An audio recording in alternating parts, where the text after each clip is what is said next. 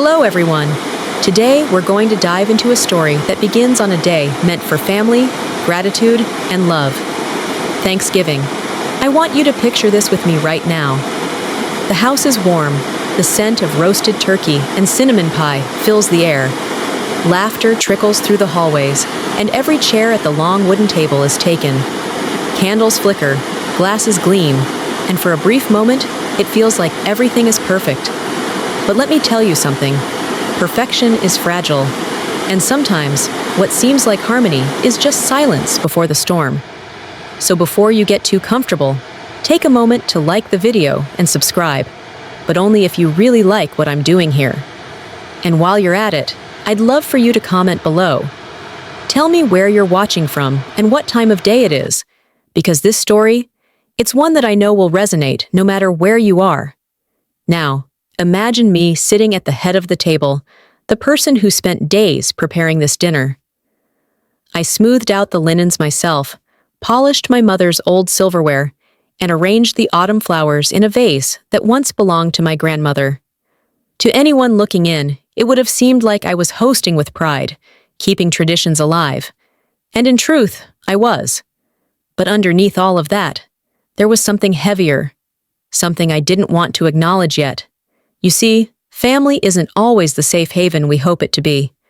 Sometimes it's the very place where rivalries fester, where jealousy thrives, and where long-buried tensions wait for the right moment to erupt. That Thanksgiving dinner was supposed to be about giving thanks for one another, but in reality, it was the stage for a confrontation years in the making. As plates were being passed around, I noticed the smallest things. The way my sister-in-law wouldn't look me in the eyes, the way she whispered sharply into her husband's ear, the way her jaw clenched whenever anyone mentioned my father. These were signs, little cracks in the facade, but I tried to brush them aside.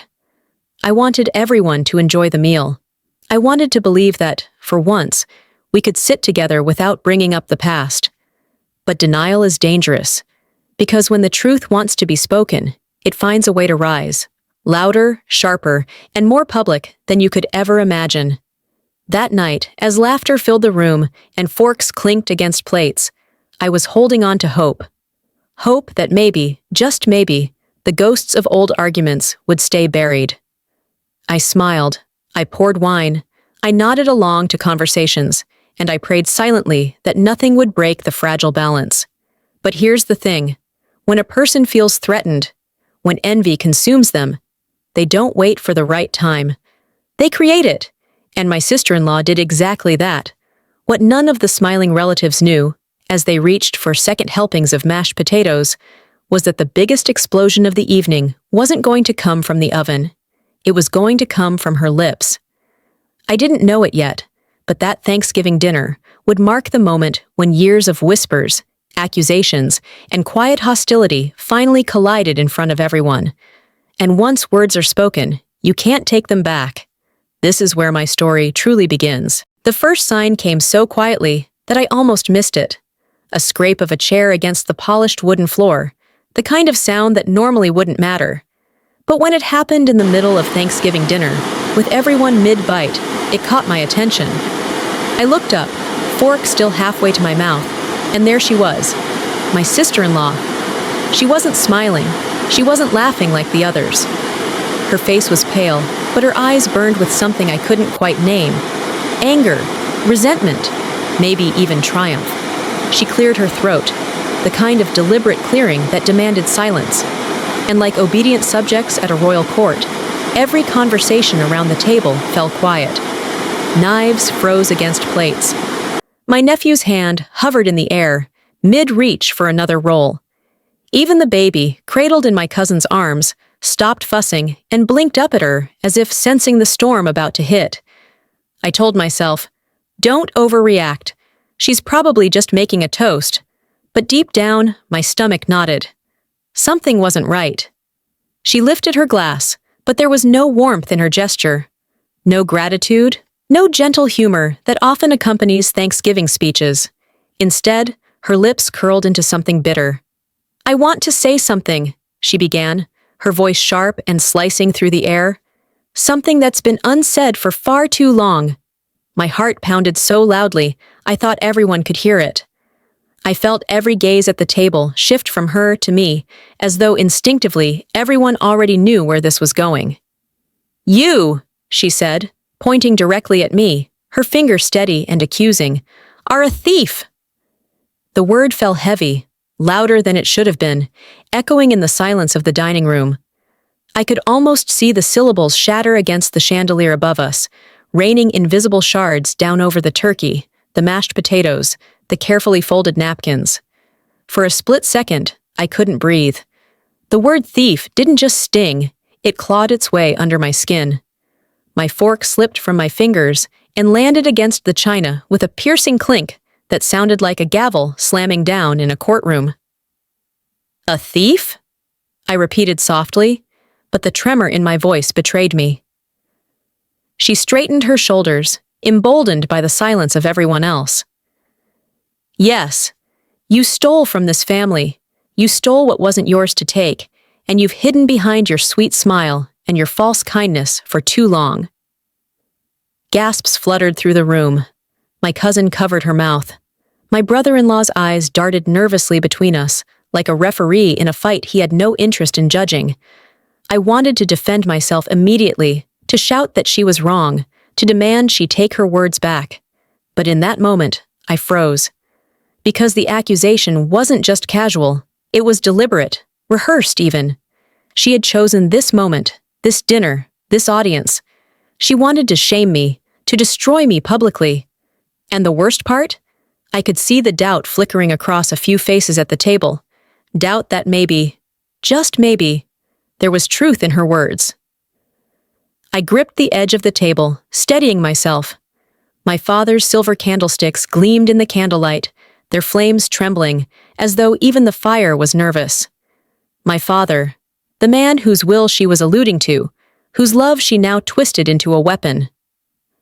"What are you talking about?" my nephew finally whispered, his voice small and uncertain. She turned to him, her tone shifting into something almost theatrical. "I'm talking about the inheritance, the money, the property, all of it. She took more than her share. She made sure of it." A collective murmur spread through the room, like the slow roll of thunder across the horizon. I could feel heat rising to my face. My chest tightened, not just from anger, but from the humiliation of being called a liar and a thief in the very home where I had poured every ounce of energy into hosting this dinner. "Stop," I managed, though my voice shook. "Not here, not like this." But she only smiled, a cold, triumphant smile. "Why not here? Why not now? Everyone deserves to know the truth about you, about what you've been hiding." Her words weren't just accusations. They were daggers, each one piercing the fragile fabric of our family gathering. And though I wanted desperately to strike back, to shout that I had nothing to hide, a part of me knew this moment had been inevitable. The years of whispered insults, the suspicious glances, the half-finished conversations that stopped when I entered the room, they had all led to this. She wasn't improvising, she was executing a plan. And now the eyes of my family, once filled with warmth and trust, were turning toward me with something far colder. It was in that instant I realized silence would no longer protect me. She had dragged the battle into the open, and if I didn't fight back, I would lose everything, my reputation, my father's memory, my place in this family. But not yet. Not until the time was right. For now, I sat frozen in my chair, my breath shallow, as her accusations settled like ash over the Thanksgiving table. And though I didn't know it then, that single word, thief, would change everything. The moment after she called me a thief stretched out like an eternity. It was as if time itself hesitated, unwilling to move forward into whatever came next. No one spoke. No one even moved. The clatter of forks, the shuffle of conversation, the hum of warmth that had filled the dining room, all of it vanished, leaving only silence. But this wasn't a peaceful silence. This was the kind of silence that presses down on your chest, that makes you hyper-aware of every shallow breath, every trembling heartbeat. I sat there, eyes burning, scanning the faces around me. My brother's jaw tightened, his knuckles white as he gripped his wine glass. My cousin stared down at her plate, unable to meet my gaze. The children, those too young to understand, looked around with wide eyes, sensing something was terribly wrong. The air was suffocating. I could hear the faint tick of the grandfather clock in the hallway, each second thudding louder and louder, like a countdown to something inevitable. Inside, I was spiraling. Her words replayed in my head: thief, stole, hiding, as if she had etched them onto my skin for everyone to see. And the longer the silence dragged on, the more I felt the weight of suspicion settle around me like chains. Finally, my nephew shifted uncomfortably in his chair. His voice was small, almost apologetic, as he asked, Is that true?" My throat closed. That was all it took. A single doubt, planted in the heart of a child who once hugged me without hesitation, who once saw me as nothing but family. And it hurt more than any insult my sister-in-law could hurl at me. I opened my mouth to respond, but before I could, she filled the void. "Of course it's true," she said smoothly, her voice dripping with false certainty. "Why else would she be so defensive? Why else would she try to shut me down?" I wanted to scream, to slam my fist against the table and shout the truth until the walls shook, but I knew that any rash move would only fuel her performance. She thrived on drama, and she had chosen her timing perfectly. So instead, I stayed still, letting the silence do the talking for me. But silence can be cruel, because when you don't defend yourself immediately, people begin to draw their own conclusions. And as I looked around that table, the averted eyes, the tense shoulders, the lips pressed into thin lines, I realized that doubt was already spreading like a stain across a white tablecloth. My brother cleared his throat, his voice heavy with discomfort. "Maybe this isn't the time," he muttered, but even he didn't sound convinced. "This is exactly the time," she shot back, her eyes gleaming with satisfaction.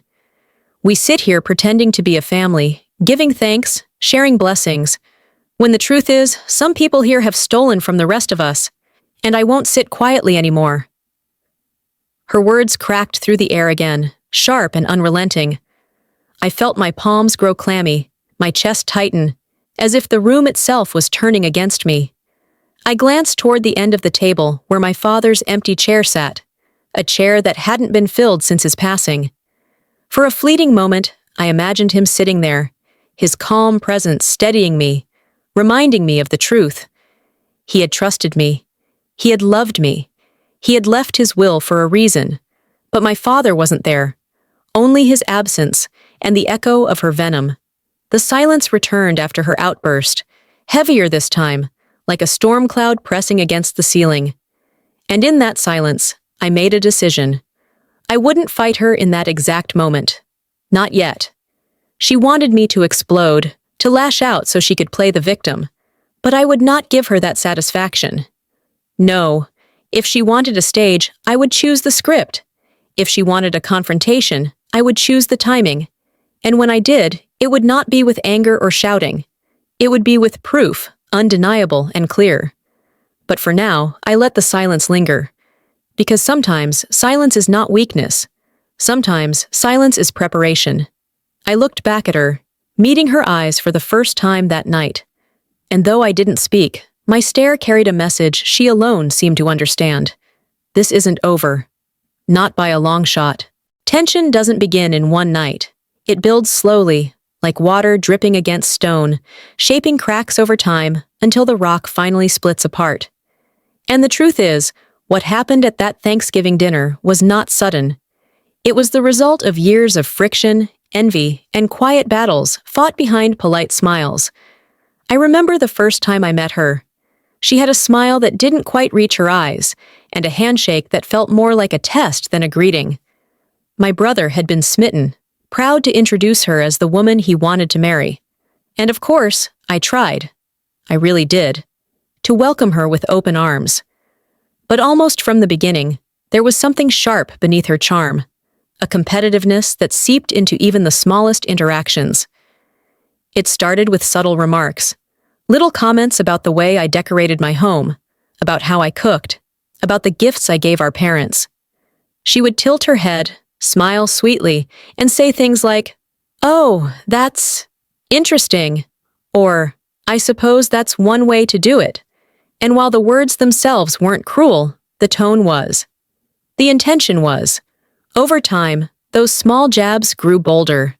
At birthdays, she would compare the presents she bought with mine, making sure everyone noticed the price tags. At family gatherings, she always found a way to highlight her achievements while downplaying mine, as though life were a scoreboard and she needed to prove she was winning. And then there was my father. He was the center of our family, the steady hand who kept us grounded. He loved us all, but he had a way of looking at me, of trusting me, that I knew she resented. Whenever he needed something, he called me. Whenever he wanted advice, he asked me. Not because he loved her any less, but because I was his child, his blood. And that distinction gnawed at her. I could see it every time she forced a smile while he praised me. The real fracture came after my father passed. His will became the silent battlefield none of us spoke about openly, but all of us felt. My father had made his intentions clear. He wanted his assets divided fairly, with safeguards in place for the grandchildren's education and future. He trusted me to help manage that. And she hated it. From the moment the lawyer read his words, I saw the spark of resentment in her eyes ignite into flame. She didn't argue openly that day, but in the months that followed, whispers began. Little rumors woven carefully into conversations with relatives. She would hint that I had influenced our father, that I had taken advantage of his trust. She never accused me directly, at least not in public, but her insinuations were poison, seeping quietly into the family tree. I noticed the way some cousins stopped calling as often, the way my brother grew quieter around me, the way eyes sometimes lingered just a second too long when money was mentioned.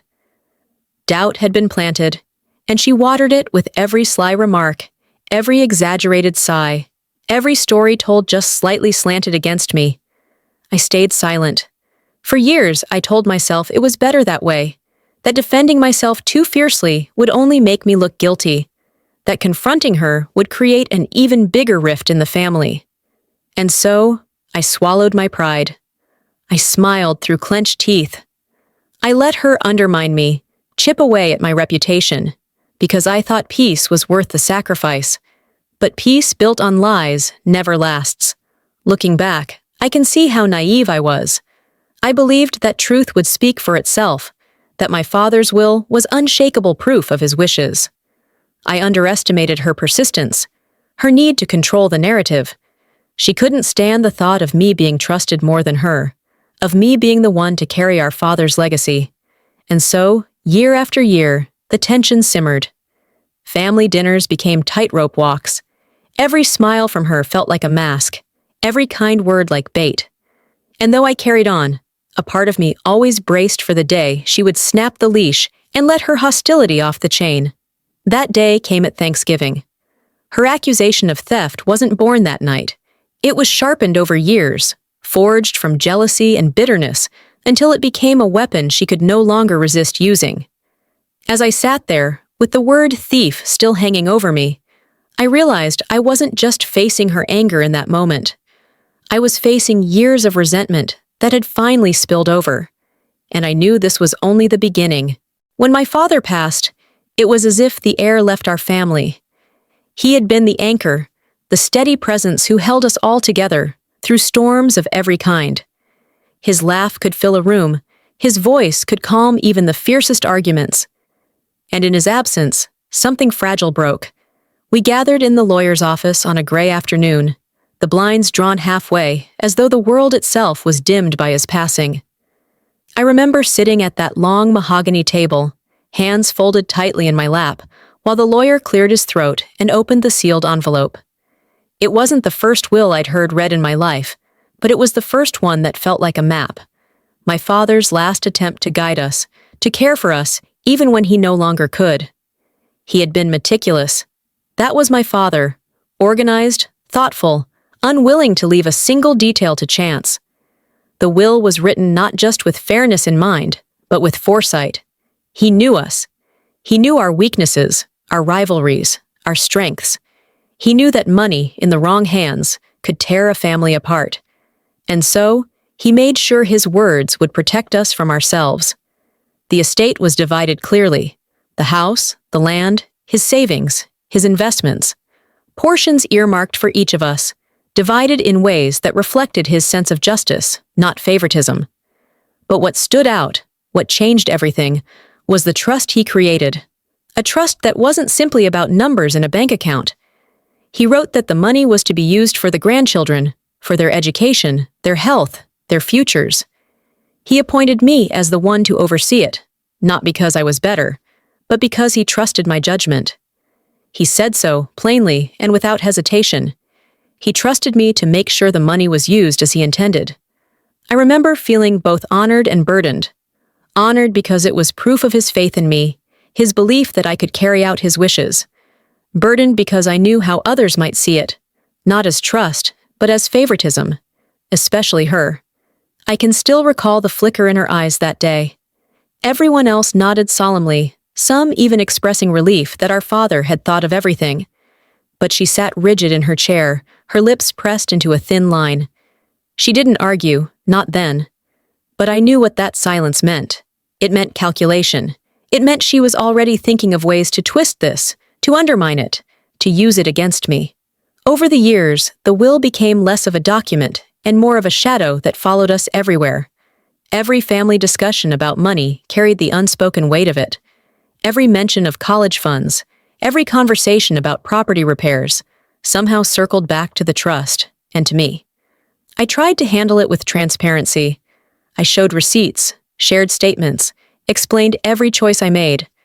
I wanted them to see that I wasn't hoarding a fortune, that I was simply honoring my father's words. But transparency only works when people want to see the truth. And she didn't.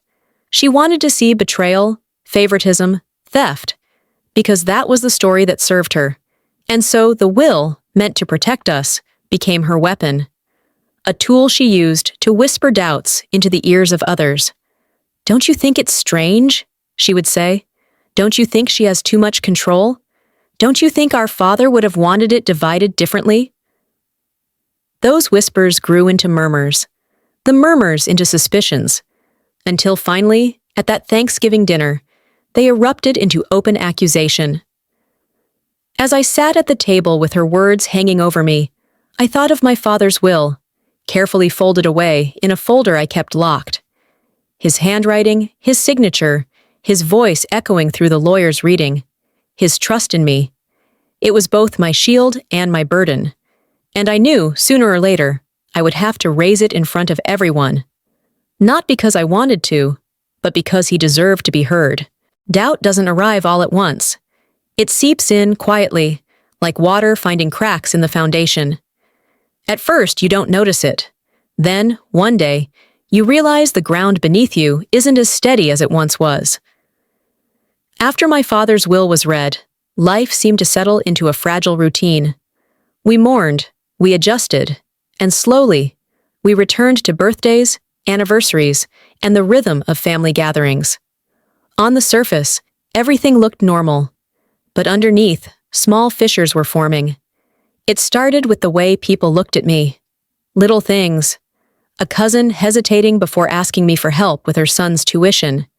An aunt giving me a tight smile when I offered to cover the cost of flowers for father's grave. Even my brother, who used to share everything with me, began to grow quieter, his questions a little sharper whenever money came up. I didn't want to believe it at first. I told myself it was grief, that everyone was still raw, still adjusting to life without father. But slowly, I began to realize that their unease wasn't about loss. It was about me. And then I saw her hand in it. She never accused me openly, not in those early years. Instead, she was subtle. She would lean in at gatherings, her voice low, but just loud enough for someone nearby to overhear. "I don't understand why the lawyer gave her so much responsibility," she'd say with a sigh. "It just seems unusual." Or, "Of course she says she's keeping receipts. But do we ever actually see them?" At first, people brushed her off. They knew me, after all. They'd seen me care for father in his final years, sitting by his bedside, managing his medications, handling his bills. But repetition is powerful. And over time, her words became the background hum of family conversation, always there, always shaping the way people thought. The first real crack appeared at a summer barbecue. My cousin approached me, holding a paper plate stacked with food, her tone casual, but her eyes sharp. "So, how's the trust going?" she asked. "Still? Managing it all yourself?" I nodded, smiling, trying to ignore the implication. But the way she tilted her head, the way she lingered on the word yourself, it told me everything. She was repeating something she'd heard, something whispered to her. I began to feel it everywhere. The way conversations fell quiet when I walked into a room. The way laughter dimmed at my arrival, only to start again once I stepped outside. And though no one said it directly, the question hung in the air, unspoken but heavy. Was I really trustworthy? I told myself not to care, that I knew the truth, and that was enough. But family isn't like the outside world. Doubt from a stranger you can shrug off. Doubt from those you love, that cuts deep. The cruelest moment came one autumn evening when I called my brother about some repairs the lawyer suggested we make on the old house. I expected his usual support, his steady agreement, but instead there was hesitation in his voice. "Maybe we should get a second opinion," he said slowly. "You know, just to be sure." Just to be sure. Those words landed heavier than any outright accusation. He didn't trust me, not fully, not the way he once did. And I didn't have to guess where that hesitation came from. She had been working patiently, methodically, planting seeds of doubt in the soil of our grief. And now, they were beginning to sprout. It hurt more than I can describe. To feel the foundation of trust that my father had built begin to crumble, not because of anything I had done, but because of lies whispered in the dark. Lies that were easier to believe than the complicated truth of love, sacrifice, and responsibility. Looking back, I realized that the Thanksgiving dinner wasn't her first attack. It was merely the loudest. The war had begun years earlier, fought in whispers, in sidelong glances, in half-smiles that hid daggers. And the worst part was, I had let it happen. I had believed silence was strength, that by refusing to engage, the truth would eventually win out. But silence, I learned, is a dangerous ally. It gives lies room to grow, and by the time I saw it clearly, the seeds of doubt had already rooted deep in my family's hearts. Thanksgiving was just the harvest. There's a kind of strength in silence, or at least, that's what I used to believe. My father always said, "Not every fight is worth picking, not every word is worth saying." And for years, I tried to live by that.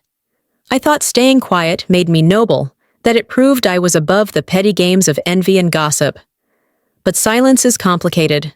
On the surface, it looks like patience. Beneath it, though, it can feel like chains, heavy and suffocating, keeping you from speaking the truth, even when it's the only thing that could set you free. After the will was read, I had the chance to defend myself.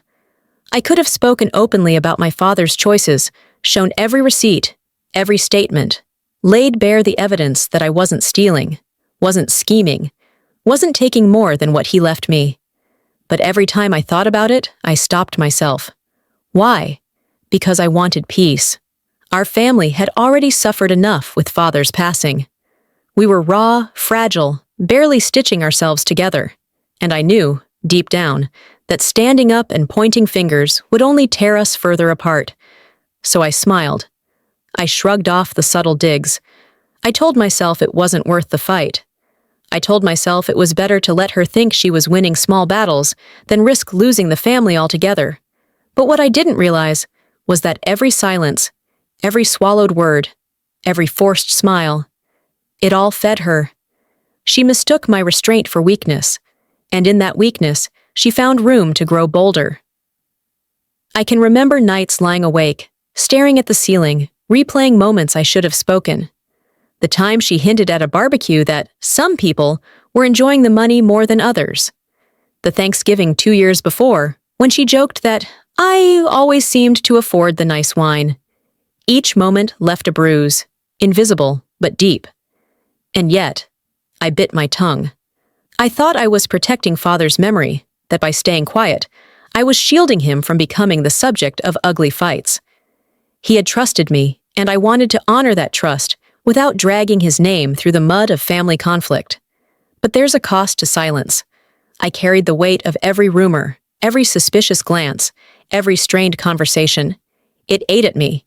It made me doubt myself, made me wonder if I was foolish to think the truth could survive without being spoken.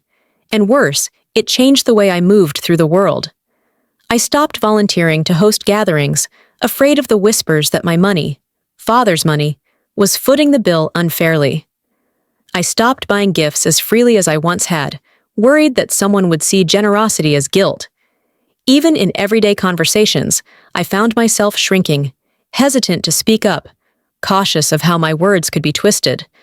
Silence, I learned, doesn't just keep the peace, it erases you. Still, I told myself it was worth it, that as long as the family stayed together, as long as birthdays were celebrated and holidays weren't ruined, then my sacrifice was justified. I convinced myself that one day she would tire of her game, that people would see her bitterness for what it was. But people don't always see clearly. Sometimes they only see what they're told to look at, and she was painting me in darker and darker colors. By the time Thanksgiving came around, I was weary. Years of holding back, of swallowing the truth, had left me hollow. And when she finally stood up and hurled that word, thief, it was as if all the silence of the past had exploded into sound. In that moment, I realized something that should have been obvious all along. Silence hadn't protected me. It had protected her. It had given her time to build her story, to spread her poison unchecked. And by the time I found my voice, it was almost too late. That's the cruel irony of silence. You think it shields you, but in reality, it builds the perfect stage for someone else to take control of the narrative. That night, as the weight of her accusation pressed down on me, I finally understood. Silence had been my biggest mistake, and if I wanted to survive this, if I wanted to protect not just myself, but my father's legacy, I could no longer stay quiet. But breaking silence comes with a cost, and I was about to pay it. There comes a moment when holding it all in becomes impossible, when the weight of silence, the sting of humiliation, and the sheer force of injustice collide so powerfully that something inside you snaps. For me, that moment came at Thanksgiving, under the glow of candles I had lit myself, surrounded by dishes I had prepared with love, in front of family I had spent years trying to protect. The word thief still hung in the air, heavy and poisonous, like smoke after a fire. No one moved, no one spoke. My sister-in-law sat tall, savoring the silence she had created, her chin lifted as though she had just pronounced a final verdict in a courtroom. And me? I sat frozen, my pulse hammering in my ears. My hands trembled against the tablecloth, the linen bunching under my fists. My face burned, not just with anger, but with shame. Shame at being accused so publicly. Shame at seeing the doubt flicker across faces I loved. I tried, for one last second, to swallow it. To push the words down the way I always had. Not here, I told myself. Not in front of everyone. But the silence I had used as a shield all these years had failed me. It had left me exposed. And now, with her eyes boring into mine, daring me to stay quiet, I realized that silence would only confirm her lies. Something broke inside me. I pushed back my chair slowly, the scrape of wood against the floor loud in the stillness. All eyes turned to me. My heart pounded so hard, I thought it might burst from my chest, but my voice, when it finally came, was steady. No more. The words were simple, but they cut through the room like a blade. Heads turned, forks were set down. Even the baby stirred at the sharpness of my tone. I rose to my feet, my palms pressed flat against the table, and looked directly at her. You think you've won by humiliating me here, tonight, in front of everyone. You think you've planted enough doubt, spread enough poison, that I'll sit back and let you tear apart my father's memory. But you've made a mistake. Her smile faltered, just slightly. I took a deep breath, steadying myself. Years of frustration poured through me. Every whisper I had endured, every sideways glance, every sleepless night spent wondering why I let her twist the truth. The weight of it all transformed into something sharper: resolve. "You've been telling lies for years," I continued, my voice gaining strength. "You've painted me as greedy, as manipulative, as someone who would betray my own family. And I let you. I let you because I thought silence would keep the peace. But all it's done is give you room to spread your poison." Around the table, eyes widened. My brother shifted uncomfortably in his seat, torn between loyalty to his wife and the undeniable intensity in my voice. My cousins leaned forward, the tension in their shoulders showing just how much they had wanted someone, anyone, to finally break the spell of her words. I straightened, pulling myself taller, my father's presence filling me like a phantom hand at my back. "I will not let you tarnish his legacy. I will not let you twist his will into a weapon. And I will not sit here and let you call me a thief without proof." The silence that followed was different this time, not suffocating, but charged, like the air just before lightning splits the sky. Her lips tightened. "You can talk all you want," she hissed, "but everyone here knows there's more to the story. Why else would you be so defensive?" I smiled then, not with joy, but with a clarity I hadn't felt in years. "You want proof?" I asked quietly. "Then you'll get it. Tonight." For years, I had kept my father's will tucked away, guarded like the treasure it was, too sacred to wield in petty arguments. But at that moment, I knew it was the only way. Words alone would not save me. Only truth could. And for the first time in a long time, I wasn't afraid to reveal it. As I sat back down, my decision was already made. She had pushed me to the breaking point, and in doing so, she had unlocked the part of me that would no longer hide. Thanksgiving dinner had become a battlefield, and I was ready to fight. The moment I decided to reveal the will, the atmosphere around the table shifted. It was subtle at first, an uneasy stir, a shuffle of chairs, the faint sound of someone clearing their throat. But beneath it all, there was a current of anticipation. Everyone knew something was coming. I stood slowly, my knees stiff, the weight of years pressing against me. My sister-in-law's eyes narrowed, but I saw a flicker of something else there too. Fear. For all her bravado, she hadn't expected me to fight back. She thought I would stay silent, as I always had. But silence had ended. I walked toward the sideboard, where I had placed a folder earlier that day, tucked away beneath the napkins and serving utensils. I hadn't brought it with the intention of using it. Honestly, I never wanted to turn Thanksgiving into a courtroom, but a part of me, deep down, had known something might happen. A part of me had prepared. When I returned to the table, the folder felt heavy in my hands, not because of its weight, but because of what it contained. My father's words, his trust, his legacy. I placed it on the table gently, but the sound of the leather snapping against the wood seemed to echo louder than it should have. The room fell even quieter, if such a thing were possible. I could hear the faint rattle of the chandelier above, the uneven breath of my nephew sitting closest to me. "This," I said firmly, laying my hand on the folder, "is my father's will, the very document you've been twisting for years, the truth you've been trying to bury beneath your lies." Her face paled. She opened her mouth, but no words came. I flipped open the folder, the rustle of paper like a drum roll. I slid out the will, carefully preserved in its clear sleeve. My father's signature stared back at me, bold and unshakable, a reminder of his certainty when he had written it. "You call me a thief," I said, my voice steady now, gaining power with each word. "But everything I've done, every choice I've made, was written here, in his own hand. He trusted me. He entrusted me. And tonight, everyone will see it for themselves." I held the document up so the family could see. Gasps broke the silence. Some leaned forward, eyes wide, while others looked away, ashamed at the doubt they had carried against me. My sister-in-law shifted in her chair, her hands tightening around her wineglass until her knuckles turned white. "You're bluffing!" she spat finally. "That could be anything. A fake. A trick." But her voice wavered. I laid the will flat on the table, sliding it toward the center where everyone could reach. "Read it," I invited. "See for yourselves. See what Father truly wanted." One by one, hesitant hands reached forward. My brother took it first, his fingers trembling as he scanned the words. His eyes darted back and forth, his brow furrowing as he read the lines our father had so carefully written, lines that left no room for her accusations. "This," he began, his voice low, "this says the trust is for the grandchildren, and that you're to oversee it. He wrote it clearly, he signed it." A murmur spread across the table.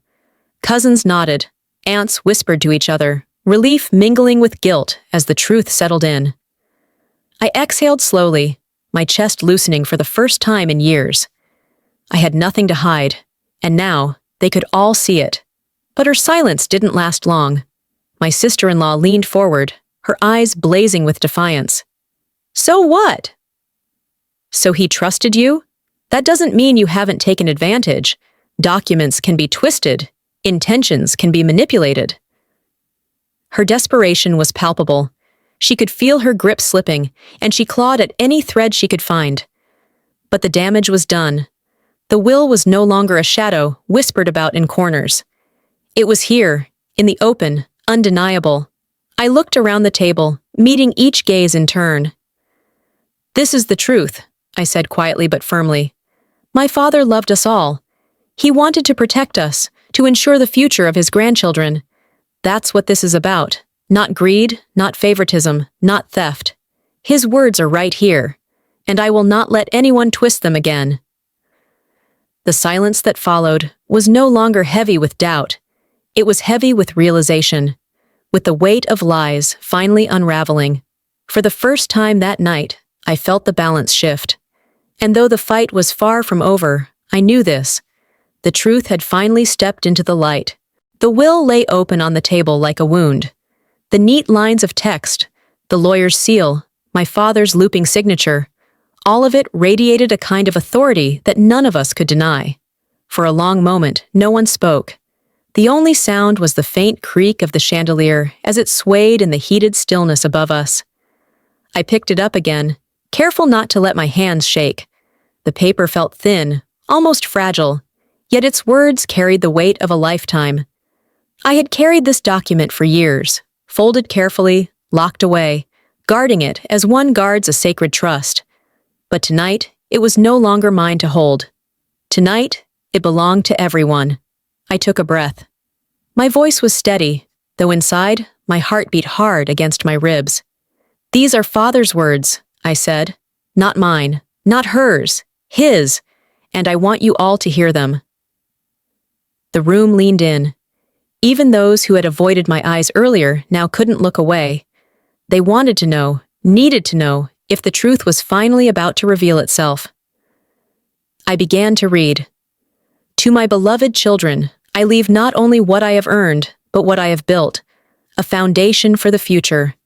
To ensure fairness, I have created a trust, to be overseen by my eldest, who has proven through loyalty and care that she will protect this family's interests as her own. This trust is not to be squandered, not to be fought over, but to be preserved for the grandchildren and their futures." My throat tightened, but I pressed on. "The house and land shall be divided as described below, with equal portions to each child. The savings and investments shall also be divided after the trust is secured. Let this be my final gift, a path forward without bitterness, a way for my family to stay whole, even when I am gone." I paused, lowering the paper slightly. My father's words seemed to echo in the silence, filling every corner of the room. For a moment, I wasn't standing at the head of a table filled with suspicion. I was a daughter again, hearing her father speak. Tears prickled at the corners of my eyes, but I blinked them back. I had to be strong. I continued. "To my eldest, I know this burden is heavy, but I trust you to carry it. To my other children, do not mistake fairness for favoritism. I love you equally, but responsibility must rest where it can be managed best. Do not let envy take root among you. It is the greatest thief of all." The words struck like thunder. The greatest thief of all. I could see heads bowing, eyes lowering, as the message sank in. I closed the will slowly, my fingers pressing against the worn edges. "These are his words," I said quietly. "Every decision I've made has been to honor them. Nothing more, nothing less." For the first time all evening, there was no murmur of doubt, no shifting unease. Just silence, deep, reflective silence. Across the table, my sister-in-law's face had hardened. Her lips pressed into a thin, bitter line, but her eyes betrayed her. The defiance was still there, but beneath it, something else flickered. The knowledge that she had been cornered, exposed by a man who wasn't even alive to defend himself. She leaned back in her chair, her voice sharp but trembling. "Words on a page don't change what's in people's hearts. Maybe he trusted you, but that doesn't mean you deserve it." Her deflection hung in the air, weak compared to the gravity of what had just been read. No one answered her. No one nodded in agreement. Instead, I watched as my brother slowly reached out and touched the will, his fingers tracing the ink like it was a relic. His shoulders sagged, and when he finally looked at me, there was something in his eyes I hadn't seen in years. Remorse. My cousins exchanged uneasy glances. My aunt dabbed her eyes with a napkin, and I stood there, feeling both lighter and heavier at once. Lighter because the truth was finally spoken. Heavier because I knew this was only the beginning of a much larger battle. My father's words had given me strength. They had silenced the room, but not her. And as I met her glare across the flickering candlelight, I realized she wasn't finished. Not yet. But neither was I. The will still lay on the table, its presence undeniable, its words echoing in everyone's minds. My father's voice, preserved in ink, had spoken clearly. For a moment, I believed that clarity would end it, that truth, laid bare, would silence her. But I underestimated her desperation. She leaned forward, her fingers tapping sharply against her wineglass, each strike like a challenge. "This proves nothing," she snapped, her tone brittle, almost shrill. "Words can be twisted. Intentions can be misunderstood. Do you really believe he meant to burden us like this?" Her voice grew louder, rising above the silence. She influenced him. She was always hovering around him in those final months, always whispering in his ear. "Don't you see? She made him write this. She manipulated him." Gasps rippled across the table. My cousin muttered something under her breath. My aunt shook her head, clutching her napkin like a lifeline. But my sister-in-law pressed on, her eyes wide, darting from face to face, desperate for someone to nod, to agree, to validate her crumbling story. I stayed still. For the first time, I didn't rush to defend myself. I let her words hang in the air, frantic and hollow, until the weight of their absurdity settled on its own. Finally, my brother spoke.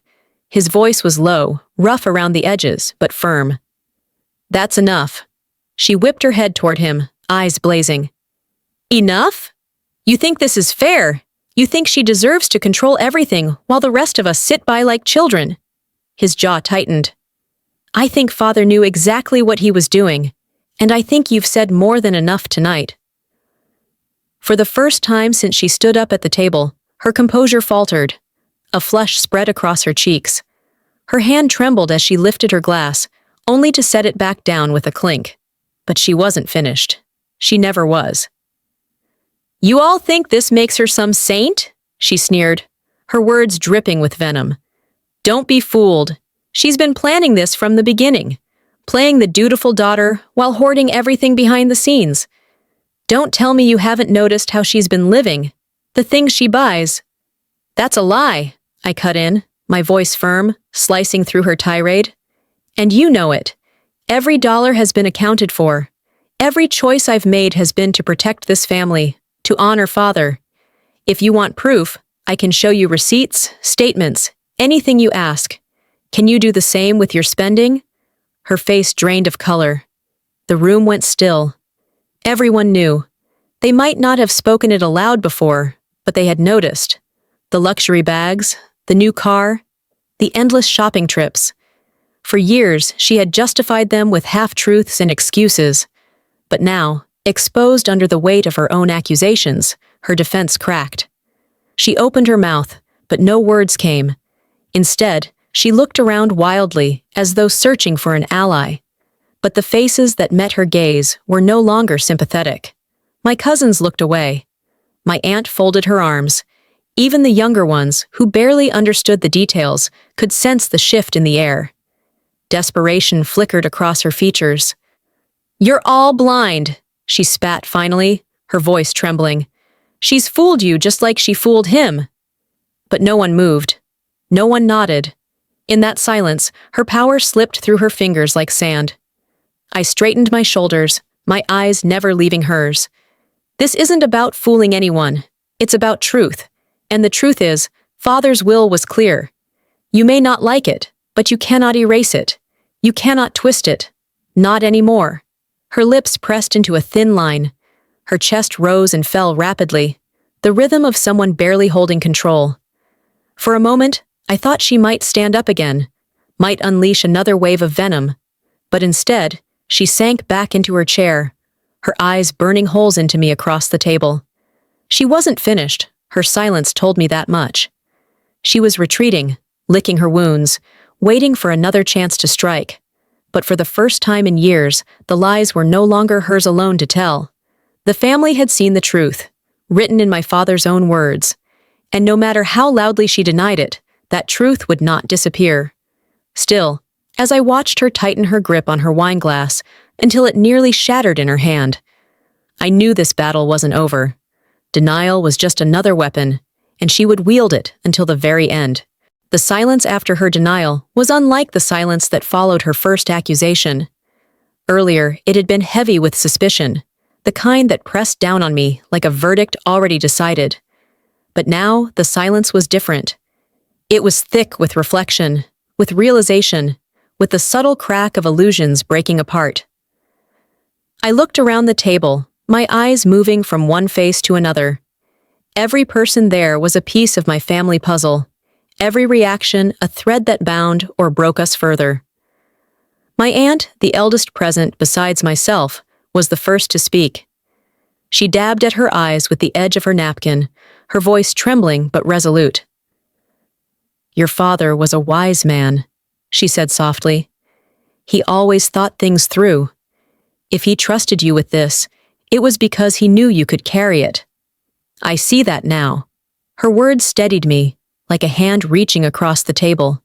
For years, I had wondered if she believed the whispers. Hearing her affirm my father's wisdom felt like a small piece of home returning. My cousins exchanged uneasy glances.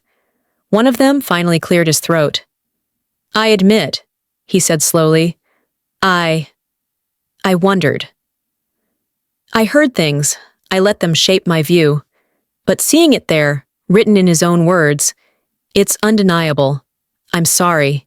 His apology wasn't just for me. It was for every birthday I had spent feeling their distance, for every family gathering where their laughter dimmed when I walked in. And though it didn't erase the pain, it mattered. It mattered deeply. But not everyone was quick to align themselves. My brother sat stiffly in his chair, his eyes downcast, the will still resting near his hand. He had read the words, he couldn't deny their clarity, and yet his silence spoke volumes. Caught between loyalty to his wife and the undeniable truth before him, he seemed paralyzed. When he finally spoke, his voice was low, conflicted. "I don't know what to think," he admitted. "I know what the paper says. I know what Father wanted, but I also know how convincing my wife can be. I've doubted you before, and I don't know if I can forgive myself for that."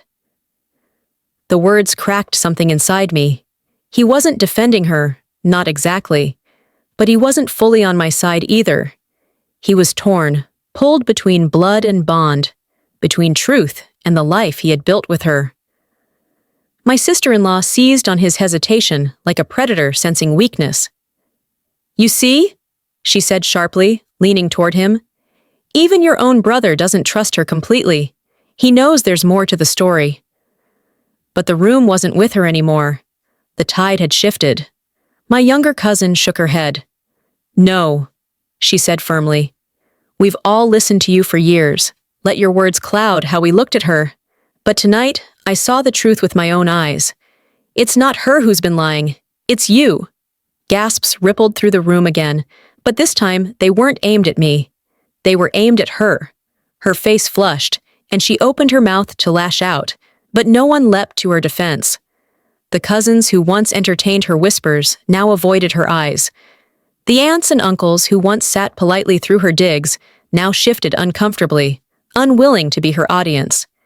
Even the children, sensing the change in the air, leaned closer to their parents, whispering questions too soft for me to hear. The weight of the family's collective judgment pressed in, not against me this time, but against her. Still, not all wounds closed so easily. My brother's silence lingered like a shadow, a reminder that even the truth couldn't erase years of doubt overnight. And though the majority of faces now turned toward me with softened expressions, I knew that suspicion leaves scars. Scars don't disappear just because the truth is revealed.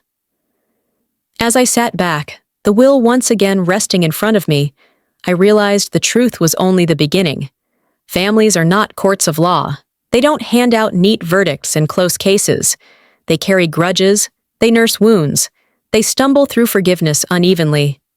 That night, I had won back some of their trust. But not all. And as I looked across the table at my sister-in-law's seething glare, I knew she wasn't finished. Not by a long shot. The family was beginning to see the truth. But whether they would stand by it when she struck again, that was a battle still to come.